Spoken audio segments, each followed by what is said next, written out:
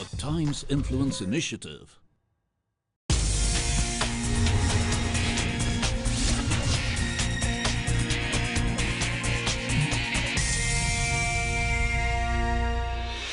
This week on the India Economic Conclave, watch as we engage in a meaningful discussion with the Minister of Petroleum and Natural Gas and Skill Development and Entrepreneurship, Dharmendra Pradhan. And a power-packed panel on direct selling, redefining the retail sector in India. In our next session, we discuss the oil outlook. How prepared is India in the future of alternative energy sources? Who better than the Minister of Petroleum and Natural Gas and Skill Development and Entrepreneurship, Mr. Dharmendra Pradhan, to help us understand this subject. And Mr. Pradhan will not be with us live, but he will be joining us live via a satellite link. And to carry the conversation forward, I'd like to invite Managing Editor of Times Now, Navika Kumar. Ladies and gentlemen, a big round of applause. Dharmendra Pradhan ji, you are addressing an audience of the India Economic Conclave, which is talking about taking India to a 5 trillion economy. 5 trillion economy में लोगों का कहना है कि सबसे बड़ी बाधा जो आ सकती है वो आ सकती है एनर्जी सिक्योरिटी से। एनर्जी सिक्योरिटी में मैं ये कहूँगी कि 77%, 77% dependence of Indian oil, petrol and diesel from foreign sources can be the biggest roadblock. आपको लगता है कि ये जो interdependence on imports of oil products है, ये 67% तक लाने की चर्चा थी आपके सरकार की। क्या ये आपका ऑब्जेक्टिव ऑन ट्रैक है या ये सबसे बड़ी बाधा हो सकती है इंडियन इकोनॉमी की ग्रोथ में? मैं नाविका जी आपको थोड़ा फैक्चुअली बड़ा विनम्रता से करेक्ट करना चाहूँगा। ऑयल इंपोर्ट, ऑयल डिपेंडेंसी कोई हमारी एनर्जी सिक्योरिटी में कोई बाधक नहीं होने वाला है, न विश्व में ऐसे किसी बढ़ती हुई देशों को ये अनुभव हुई है। मैं 2 इंफॉर्मेशन आपको शेयर करूं। जापान और कोरिया विश्व की 2 बड़े इकोनॉमी है, दोनों नेट इंपोर्टर है। हम तो 25-30% हमारी अपना डोमेस्टिक प्रोडक्शन है। न जापान न कोरिया दोनों की कोई डोमेस्टिक प्रोडक्शन कोई सब्सटेंशियल नंबर है, लगभग वो 100% इंपोर्टर है। दोनों विश्व की बड़े इकोनॉमी है, इसलिए हमारी आने वाले 21वीं सेंचुरी की ग्रोथ में और रिसेंट फ्यूचर की ग्रोथ में कोई एनर्जी सिक्योरिटी की कोई चैलेंज नहीं होने वाला है। हमारी एनर्जी डिप्लोमेसी के कारण हमने पहली बार कई सारे अच्छे एसेट नेबरिंग इलाका में लिया है। पहली बार जीसीसी एरिया में खाड़ी की देशों में भारत को प्रोड्यूसिंग फील्ड में शेयर मिलना शुरू किया है। विश्व में एलएनजी की अवेलेबिलिटी को देखते हुए हम लोगों ने भारत को एक गैस बेस्ड इकोनॉमी बनाने के लिए बड़ा प्रयास किया है। भारत की डोमेस्टिक प्रोडक्शन और बढ़े, कई सारे रिफॉर्म्स, कई सारे सुधार हम लोगों ने लाया है। ईज ऑफ डूइंग बिजनेस में हमारी ऑयल सेक्टर काफ़ी ऊपर जा चुका है। ऑल्टरनेटिव एनर्जी में सोलर एनर्जी से लेके बायो एनर्जी तक सारे वर्टिकल में एनर्जी की एक्सेसिबिलिटी, अवेलेबिलिटी दोनों बढ़े, उसकी डिसेंट्रलाइज ग्रिड से लेके लोकलाइजेशन ज़्यादा हो पाए। अगर फॉसिल फ्यूल हाइड्रोकार्बन में नहीं है तो नहीं है, लेकिन जो है उसको कैसे मोनेटाइज कर पाए उसके सारे नियम हम कर रहे हैं। ऑल्टरनेटिव सोर्सेस क्या हो पाएगा उसकी नियम कर रहे हैं, इसकी योजना बना रहे हैं। भारत की नेबरिंग कंट्री से भारत की लॉन्ग टर्म कॉन्ट्रैक्ट कैसे दुनिया से मजबूत हो अपने डिप्लोमेटिक रिलेशन से। आज हम अमेरिका से कॉम्पिटिटिव रेट में नेचुरल गैस और सेल ऑयल लेके आ रहे हैं। हम आपने डिप्लोमेसी की बात की प्रधान साहब, तो मैं डिप्लोमेसी पे सवाल पूछूंगी कि अभी रिसेंटली सऊदी ऑयल मिनिस्टर ने कहा कि प्रधानमंत्री श्री नरेंद्र मोदी ने उन पर बहुत ये स्ट्रेस किया कि वो किसी ना किसी तरह ओपेक कंट्रीज के साथ मिलजुल कर इस तरह दाम ना कर दें पेट्रोल प्रोडक्ट्स के, जिससे हम जैसे डेवलपिंग कंट्रीज को दुविधा में डाला जाए। ये डिप्लोमेसी जो है ऑयल और एनर्जी के एरिया में, ये आपकी जो पहल थी, ये कितनी सक्सेसफुल हुई है पिछले 4.5 सालों में? देखिए, ये विषय तो हमने पिछले साल 1.5 साल से बड़े फोर्सफुली कहते थे कि भारत की कंज्यूमिंग कैपेसिटी, भारत की मार्केट कैपेसिटी को दुनिया की प्रोड्यूसिंग कंट्री को रिकॉग्नाइज करनी चाहिए। माननीय प्रधानमंत्री जी ने कई बार इस विषय को कहे हैं कि ओपेक की देश क्वांटिटी और प्राइस दोनों तय नहीं कर सकते हैं, मार्केट की कंज्यूमर को भी इसमें स्पेस होनी चाहिए। प्रश्न था अमेरिका की प्रेसिडेंट की रवैये के बारे में। सऊदी ऑयल मिनिस्टर और ओपेक की जो एक प्रकार से हेड ऑफ द ग्रुप है, उन्होंने कहा कि हमें दुनिया की जितना चिंता है वो तो है ही, लेकिन हमें भारत की प्रधानमंत्री जी जो प्रोड्यूसिंग कंट्री को अपील किया है, कंज्यूमिंग कंट्री की इंटरेस्ट को भी ध्यान देनी चाहिए, उसको हम सम्मान करते हैं। ये आज भारत की ऑयल डिप्लोमेसी की, एनर्जी डिप्लोमेसी की हाई पॉइंट है। आज भारत एक कंज्यूमर के नाते सिर्फ अपना ही इंटरेस्ट नहीं, विश्व की कंज्यूमिंग कंट्री की इंटरेस्ट को आज हम हाई क्लब बनाने वाले हैं। China, Japan, Korea, Bharat, Asia के 4 अगर बड़े इकोनॉमी मिलते हैं, दुनिया की हम ऑयल की प्राइस क्या हो, हमें किस रेट में मिले, इसकी आज हम एडवोकेसी करना शुरू किए हैं। इकोनॉमी और एनर्जी की हमने बात कर ली, लेकिन ऊर्जा असल में पॉलिसीज को आती है पॉलिटिक्स से।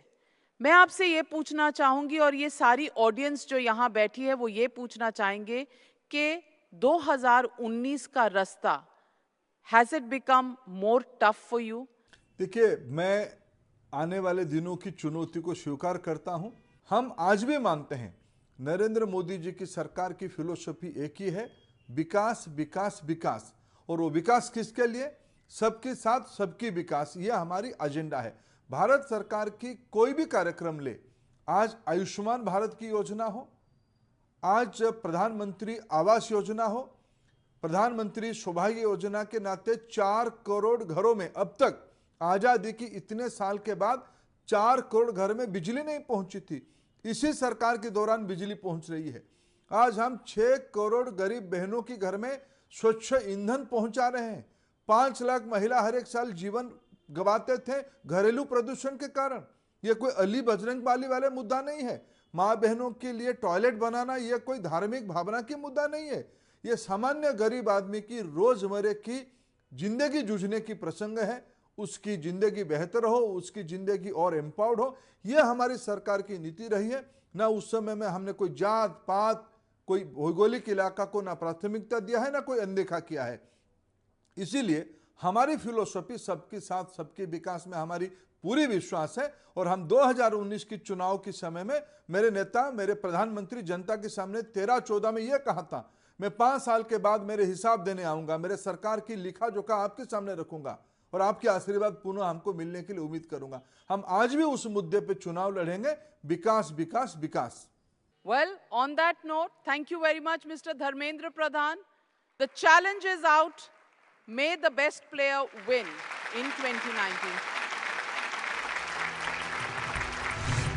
On the other side of the break, the 5th edition of the India Economic Conclave continues as the experts talk about India's fast-growing direct selling industry.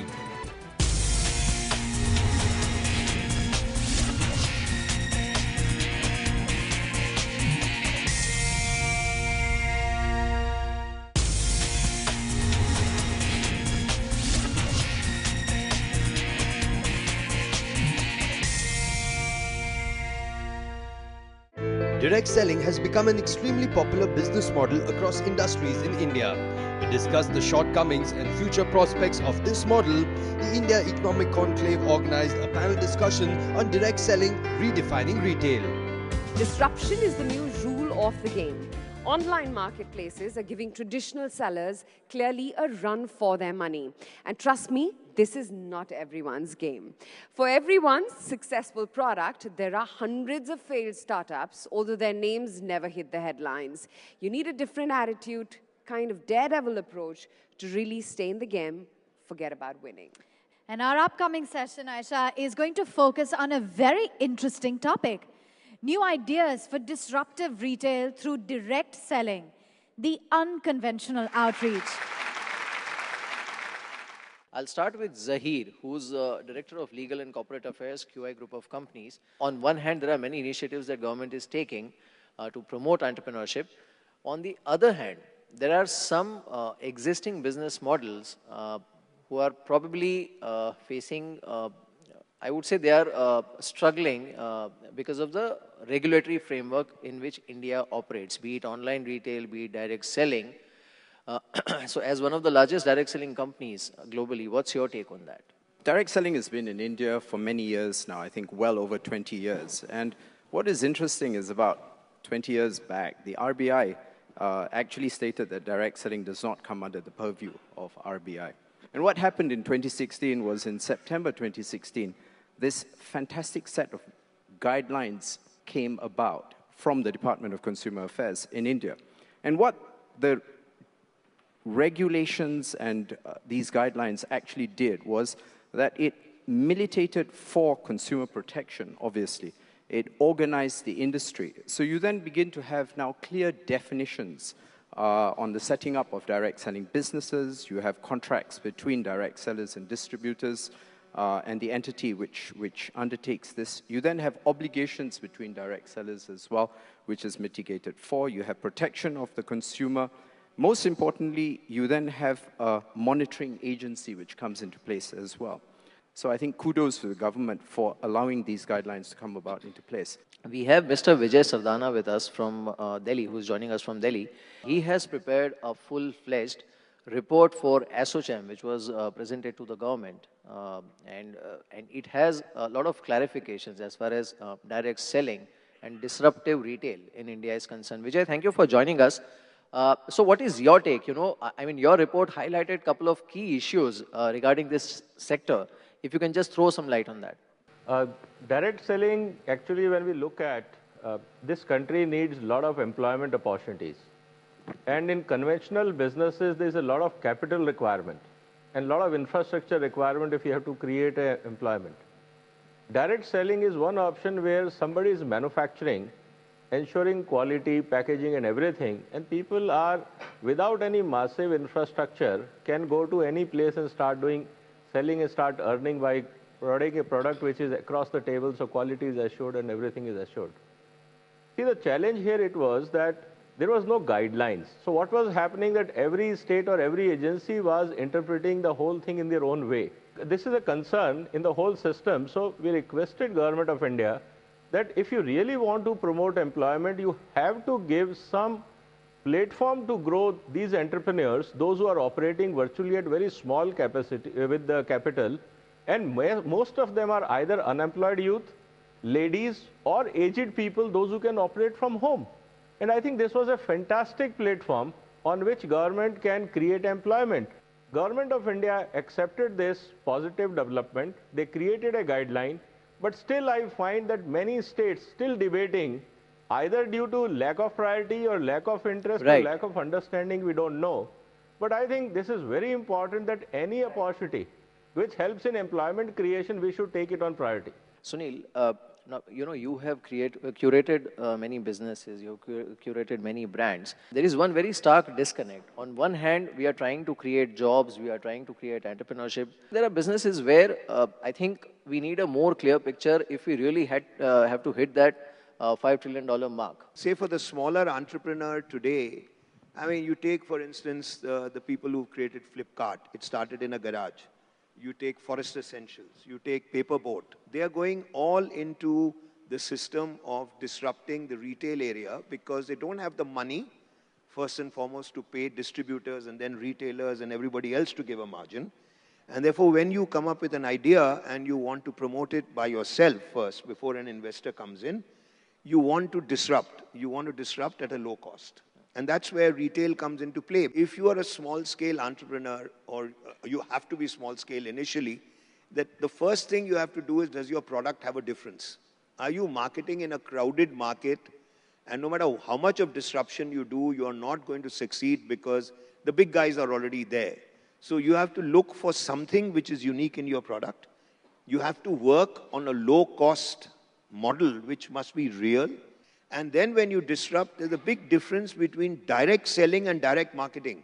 And that's where I want to draw a line, because direct selling and direct marketing should never be confused. Direct selling is when you go door to door, whether you're B2B or B2C, you are able to talk to people directly, and then you go in.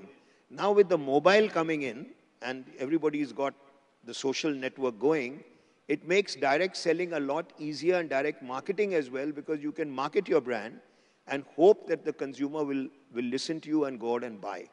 Look for a product which you can really disrupt, and then go in for the cheapest form of retailing, which is available now with direct selling and everything else. And you've got everything in now to move ahead. So we have, in fact, Mr. Ashok with us from Smartway Group of Companies, who has successfully operated this model in India. So Ashok, I want you to share your own experience, because one remarkable thing about this part of retail is that it creates a lot of employment opportunities for women. Do you think this direct selling or disruptive retail can play a crucial role in that? See, multi-level marketing is one of the biggest opportunity in India, especially a country like India, and especially for the women, no doubt about that. But to get into that industry or to become an entrepreneur in multi-level or direct sales industry, we need to support them for everywhere and each and every position of their life. According to the survey, creating entrepreneurs, India is on the 68th rank out of 137 countries. So where are we? And why we are not looking seriously into these type of problems and aspects of this direct selling industry? Yeah. So we have to be more on the regulatory part. We have to be more on the, we have to give all the governments. Now, central government did a very good job, fantastic job, that they at least recognize something.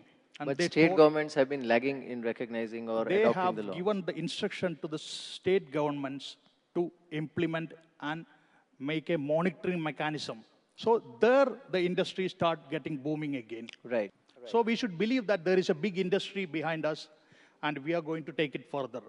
Right. Zahir, you want to add to that? If you talk about female empowerment, 58% of women are involved in direct selling. That's no different in India. I think you have a larger proportion involved. Globally, you're talking of 68% of women. So if you're talking about women empowerment as well, then that's very strong positive that the industry brings towards you. Sandeep, I'll pull you in at this point. Do you think the direct selling or the disruptive retail, online retail, somewhere it will all converge into a formal organized retail, which is still a very minimal part of the total retail that happens in India? If you look at the, let's say, online retail or e-commerce, USA is largest retail market. 95% of United States retail market is organized. McKinsey did a survey where they found out that people like to shop within 15 minutes radius where they live. But still, e-commerce is close to 10% of the total retail. But if you look at India, it's still, less than 2% of the total retail is e-commerce. We are global consumer. We are consumers similar to someone in Tokyo, London, Paris, Chicago, or San Francisco.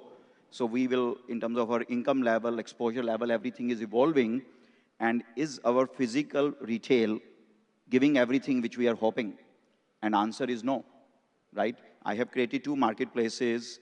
It's just a power of online that you can aggregate, like if you look at any of the famous Flipkart, for that matter, or Amazon India, they would have easily $10, $15 billion worth of listed inventory coming from 500,000 different sellers. Does not matter how much capital you have, you can't create that on a physical infrastructure basis. So my point is, physical will stay there, direct marketing will be there, direct selling will be there, but e-commerce is here to stay, and if US and China are the precursor to what will happen to Indian retail, I would like to say that, maybe by 2025, 8 to 10% of Indian retail could be e-commerce.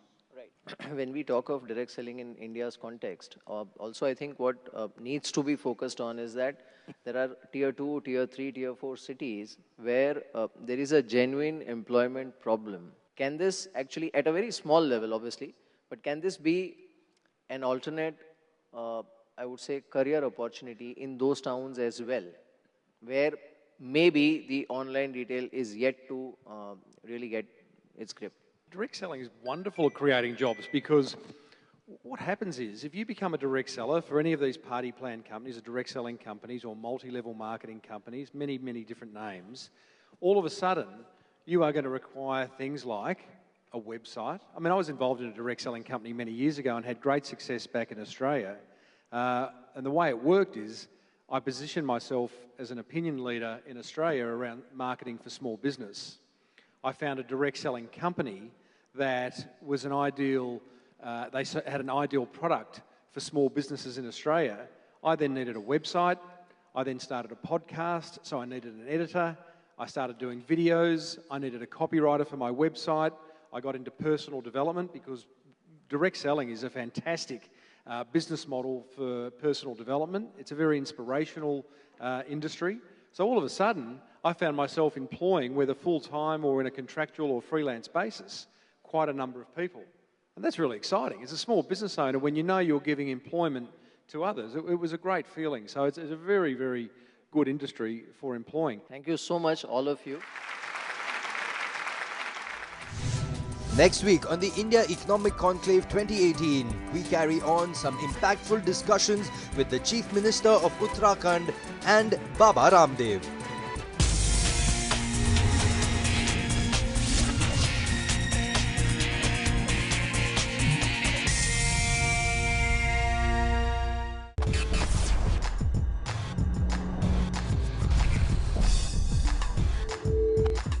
A Times Influence Initiative.